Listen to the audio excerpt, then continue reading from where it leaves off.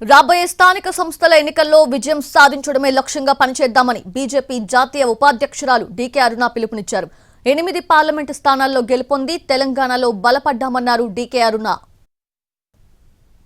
భవిష్యత్తులో స్థానిక సంస్థల ఎన్నికలు మన త్వరలోపలనే రాబోతున్నాయి. జనవరిలోనో ఎప్పుడో ఎన్నికలు పెట్టడానికి సిద్ధమైతే ఉంది రాష్ట్ర ప్రభుత్వం.